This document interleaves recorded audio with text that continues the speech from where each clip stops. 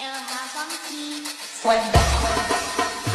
tu verdad, baby, ¿qué estás pasando? Tú no sabes cómo estoy sufriendo, eso te lo tengo que decir. Cuéntame, tu despedida para mí fue dura. ¿Será que te llevo a la luna? Y yo no supe hacerlo así. Te estaba buscando por la calle gritando, eso me está matando.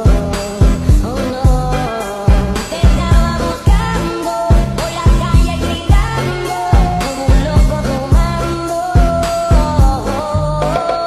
Es que yo sin ti y tú sin mí, dime quién puede tener y eso no me gusta.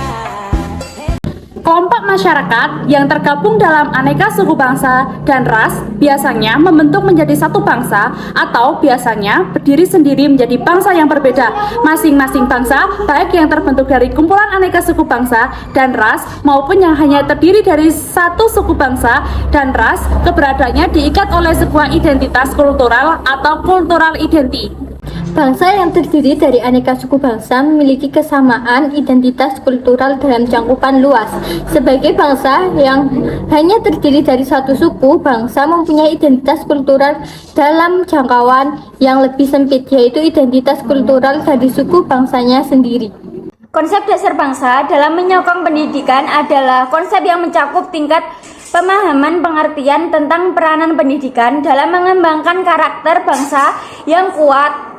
Pendidikan merupakan kunci untuk kemajuan suatu bangsa dan konsep dasar bangsa dalam menyokong pendidikan adalah penting untuk mencapai tujuan pendidikan nasional.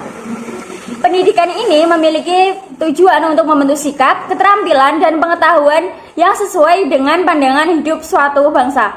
Peranan yang pertama menyiapkan generasi muda suatu bangsa, yaitu generasi yang berkualitas yang ditujukan untuk kepentingan masa depan bangsa dan negara. Pendidikan yang baik, pengembangan karakter yang kuat, keterampilan yang relevan dengan kebutuhan zaman, serta pemahaman yang mendalam akan nilai-nilai kebangsaan dan kemanusiaan.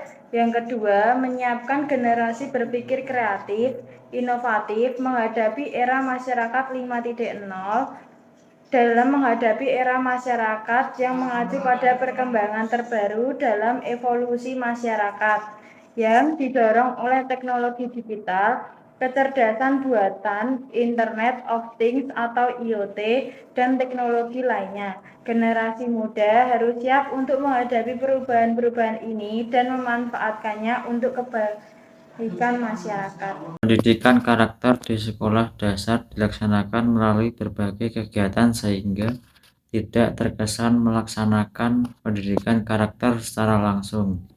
Hal ini dikarenakan keberhasilan implementasi pendidikan karakter dilaksanakan melalui pembelajaran di kelas atau di luar kelas. Konsep dasar bangsa dalam pendidikan komparatif. Yang pertama, peran negara dalam pembentukan bangsa. Negara dapat memainkan peran penting dalam pembentukan bangsa melalui pendidikan. Yang kedua, pengaruh bangsa terhadap sistem pendidikan. Bangsa dapat memiliki pengaruh yang signifikasi terhadap sistem pendidikan di suatu negara. Di negara-negara dengan keberagaman bangsa, sistem pendidikan perlu dirancang untuk mengakomodasikan kebutuhan dan aspirasi semua bangsa yang ada. Perbandingan sistem pendidikan di negara dan dengan keragaman bangsa dapat dilakukan untuk memahami bagaimana setiap negara mengelola pendidikan dalam konteks kebudayaan dan sosial yang berbeda-beda. Perbandingan sistem pendidikan antara Indonesia dan Jepang juga menunjukkan perbedaan yang signifikan. Sistem pendidikan di Indonesia dan Jepang dengan dikenal memiliki pendidikan yang perhatikan aspek efektif, kognitif, dan psikomotor. Pada studi kasus ini kita akan mengambil dua contoh negara, yaitu Indonesia dan Jepang, di mana mereka memiliki tujuan yang sama, yaitu membangun karakter pada anak serta menanamkan nilai-nilai luhur pendidikan. Dan mereka juga memiliki perbedaan, di mana dalam sejarahnya Indonesia lahir dari kemerdekaan, sedangkan Jepang dengan sejarah panjangnya serta tradisi yang beragam.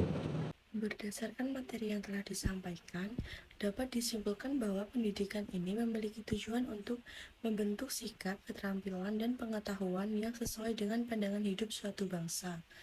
Konsep ini disebut dengan istilah sistem Among, yang memiliki dua prinsip utama, yaitu menghargai kodrat alamiah anak dan dasar kemerdekaan, serta berasaskan kekeluargaan untuk menyokong tumbuh kembang anak lahir dan batin tanpa perintah dan paksaan, namun dengan tuntutan.